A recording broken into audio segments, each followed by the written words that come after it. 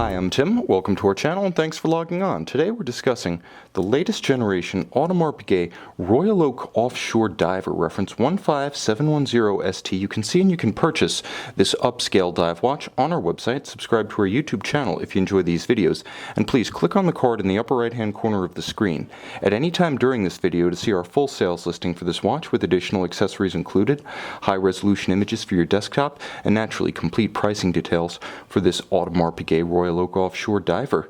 Now, unveiled in 2014, the reference 15710 was an upgrade to the already well-loved 15703, and although there were detailed changes to the dial, they're almost imperceptible. The big change is on the case back, and we'll get to that in a moment.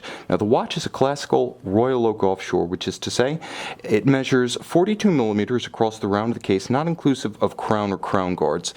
From extremity to extremity, that is the outermost point of the plots, to the opposite side, that is the broadest measurement across the wrist, it's about 56 millimeters, but if you just measure from the edge of the case to edge of the case, it's about 54. In terms of thickness, it's about 15.5 millimeters thick, but it will fit under some of the looser sleeves, perhaps a blazer, a sport jacket, a loose sweater, because the bezel does have a nice rounded profile to it. However, if you're thinking of wearing this with dress cuffs or any kind of tight sleeve, think again. That's what the Jules Audemars line is for. Now, you can see the watch is big and it's heavy, and I can tell you, your eyes don't deceive. The watch is a hefty chunk of change on the wrist, but it's also a hefty chunk of steel. Now, it has a lot of weight, but that's in a lot of ways gratifying. You want your luxury watch to feel a little bit hefty. You want to be aware that it's there. A lot of folks don't like the feel of titanium, of forged carbon, of ceramic on the wrist, and make no mistake, this gives you the full luxury watch experience. It's paired with a beautiful diver-style strap. Now, this started as an option aboard the divers, the Wempe Special Editions. It became standard fitment on the diver line and soon became a popular option throughout the Audemars Piguet Royal Oak Offshore line, including the chronographs, because it fits better than the stiff and somewhat unwieldy hornback. So if you've ever worn a 42mm Audemars Piguet on a hornback and it didn't quite work out for you, try the diver strap. It's softer, it's more supple, it's more flexible. Now, of course, the pin buckle is upscale in AP format, beautifully finished with a stepped center and AP logo. It allows easy adjustability on the fly.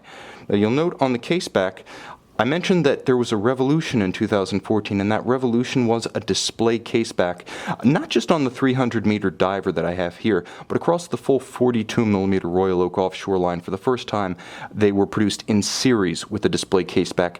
The better to show off the caliber 30-120. Now, it's an in-house movement. This was phased in the mid-2000s across the Audemars Piguet line, not just in the Royal Oaks, but also in the dress watches. But you can see that it has an architecture intended for sporting use. You'll note a free-sprung balance with variable inertia balance blocks, a dual-anchored balance bridge, which is to say there's a support for the balance on each side. The free-sprung balance and the dual-anchored bridge give it better resistance to shock-induced timing deviation, and you can see that it also has another innovation. At center, you can't quite make out the ceramic ball bearings, but they're a milky white color and they're sitting in their race right at the center, unlubricated, high efficiency, and sealed for life.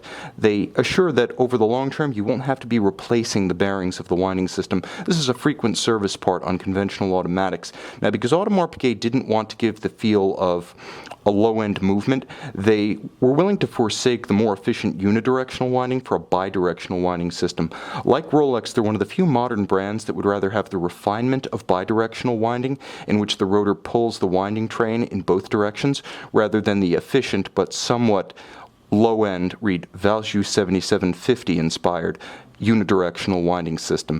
Now, it's a 60-hour movement, it's beautifully finished, the standards you would expect from Audemars Piguet, to the highest levels of finish in the Valet de Jeu tradition, beautiful anglage across the edges of all the bridges, polished screw heads with chamfered slots. There is a tight and even perlage across the base plate. All of the wheels of the train are beautifully finished, and there's a gorgeous winding mass featuring the blazoned coat of arms of the Audemars and Piguet families. 60-hour power reserve. It also features a quick set for the date function, so you can rapidly cycle and correct the date should the watch run down or encounter an irregular length month. And because you will want to synchronize to a dive timer, when you pull the crown to extremity, you do hack the balance, stopping the second, so you can synchronize to a reference time. Now, there's a second crown at 10 o'clock that allows you to operate the ratcheting Unidirectional internal bezel, the ultimate insurance against accidental bezel movement during a dive.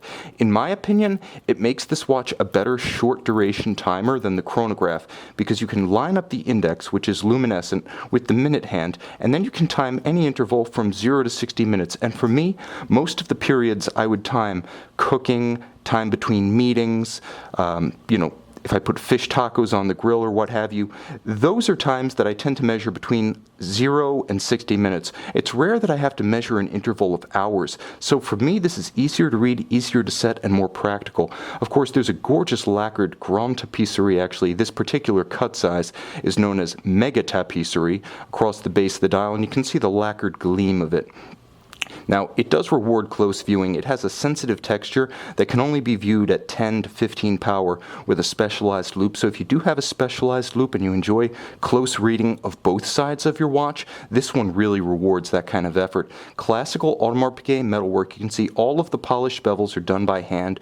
You can see the countersunk stainless steel hexagonal bezel bolts in the beautifully brushed and polished bezel, and you get the same kind of narrow taper on both ends of the case that you get even on the traditional Royal Oaks. So while this one is bigger and burlier, it's just as fine as the dress watch members of the Royal Oak family.